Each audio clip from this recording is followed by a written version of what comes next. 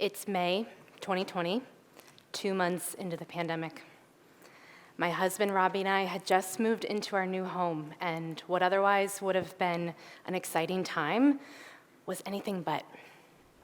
Like many people, I was anxious about our collective health, world events, watching the news get worse each day. I was also completely burnt out. I was working overtime in a business that was crumbling, and another business I'd just spent a year building around live events disappeared overnight. I was lost, questioning my purpose and my abilities, and really unclear about what came next. One evening, after a long day of Zoom calls, Robbie suggested we take a walk around our yard, just get out of the house. He pointed to a grassy spot we came across and said, "How about some flowers here?"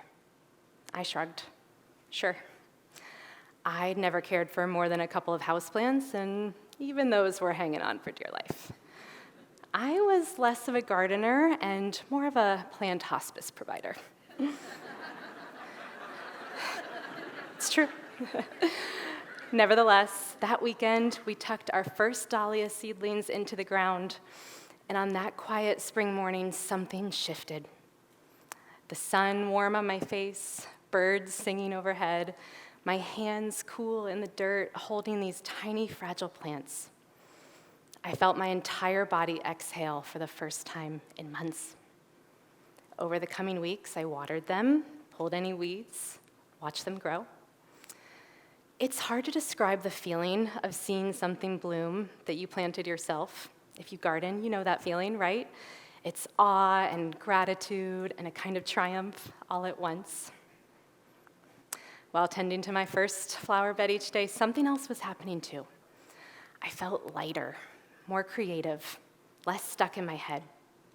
Instead of constantly scanning for problems all the time, I started appreciating my surroundings. Slowly, I began to feel capable again. I didn't know it at the time, but this small act of caring for something beautiful would not only steady me through a difficult chapter, it would alter the course of my life. Today, 7 springs later, Robbie and I run a flower farm and floral design studio. There we are. We grow thousands of plants now, but the real transformation wasn't going from that first little patch of dahlias to fields of them. The real transformation was internal. And I can trace that shift back to one simple daily practice I want to share with you today: tending to beauty. Now, I know this might sound silly, because when things feel uncertain or complicated, beauty is usually the first thing we let go of, right? It feels frivolous, decorative, like something we'll come back to when all the important stuff is figured out. But what if beauty isn't just extra? What if it's actually infrastructure for better mental and emotional well-being?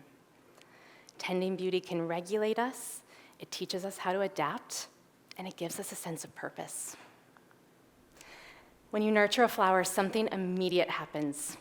You feel your hands in the soil, you notice the color pattern on a petal, you watch something slowly unfold. Instead of spinning in your head, you're present. And when that happens, your body begins to settle, your breathing slows, and your mind clears. Psychologists call this soft fascination. Nature gently holds your attention without demanding it. Your mind is engaged, but not completely taxed. And in that space, your tired, overworked brain gets a chance to recover. In other words, nature doesn't just calm you down, it actually helps you think again.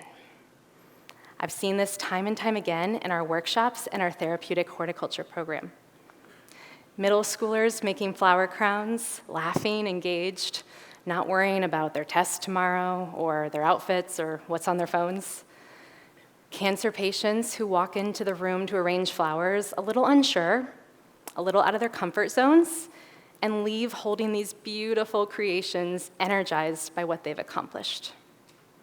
Caregivers who live in a constant state of urgency, pausing for a moment to make a bouquet, saying, I forgot what it feels like to just breathe.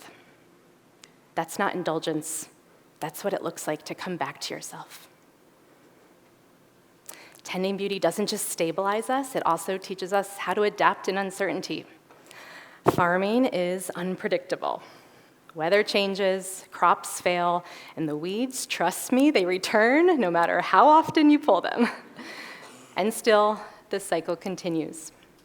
Dormancy becomes growth, loss becomes renewal. And when you stay close to that cycle, something shifts in how you see your own life. You begin to understand that not everything needs to be forced. Some things just take time. Change isn't always a catastrophe. Sometimes it's just a transition. And then there's the most crucial piece of this whole equation, the one that changed everything for me. Because tending beauty doesn't just stabilize us, it doesn't just help us build resilience, something even deeper happens. It begins to restore your personal agency. The garden offers a non-judgmental, low-stakes environment without a diagnosis or stigma. You plant a seed and care for it, and it grows. A small action leads to a visible, tangible result. And this simple feedback loop restores something that many of us lose during hard times: the belief that our actions matter. You don't need to feel hopeful before you begin. You practice hope, and it grows. For me, flowers were the tool for rebuilding a sense of purpose and hope, but maybe it's something else for you. The real question I have for you today is this: how can you bring a little more beauty into your daily life? You do not need a full-scale farm, just one small place to tend. A pot of herbs on a windowsill, maybe a few seeds in a raised bed, or volunteering at a community garden. A single stem in a jar that you actually stop and notice throughout the day. Beauty won't solve everything, but it reminds us, even in uncharted territory, that something inside still knows how to bloom. Thank you.